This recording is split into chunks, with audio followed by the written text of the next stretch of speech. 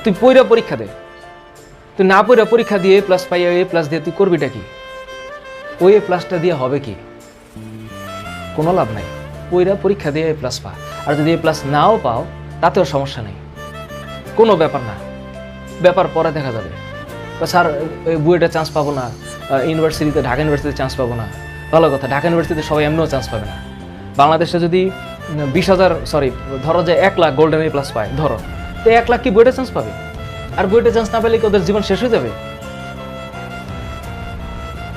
চিল, লাইফটা অনেক বড়, সাকসেসের কোনো ল্যান্ডমার্ক নাই, কোনো ল্যান্ডমার্ক নেই। হ্যাঁ, বুয়েটে চান্স পাইলে জীবনে সাকসেসফুল হওয়ার মানে গতানুগতিক সামাজিক ব্যবস্থায় সাকসেসফুল হওয়ার পসিবিলিটি বেশি।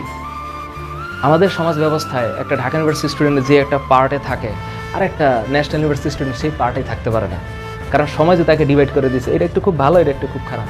কিন্তু কে জানে ন্যাশনাল ইউনিভার্সিটির ওই ছেলে ঢাকা ইউনিভার্সিটি থেকে বহু গুণে ফাটাই দিতে পারে মারাত্মকভাবে। কোথায় গিয়া কি হয়ে যাবে ঢাকা ইউনিভার্সিটি স্টুডেন্ট টেরও পাইতে না পারে। এখন ঘটনা হচ্ছে আমরাই আসলে এখানে ডিভাইড করে ফেলছি। হ্যাঁ, ইনস্টিটিউশন ম্যাটার। ভালো স্টুডেন্ট ভালো জায়গায় পড়বে, ভালো জায়গায় স্টুডেন্টই ভালো হবে, সত্য কথা।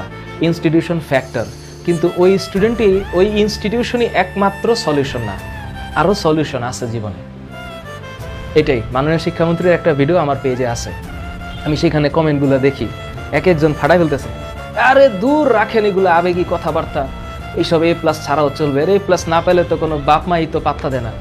ওইসব বাবা মাই তো একটা প্রবলেম, ওইসব বাবা মাই তার একটা প্রবলেম, কারণ এইসব বাবা মা বাচ্চাদেরকে মেন্টাল টর্চার করে। আমি জানি, আমার জীবনে আছে, নিজেই প্রুফ আছে, কিন্তু এগুলো সমস্যা, ডেঞ্জারাস প্রবলেম।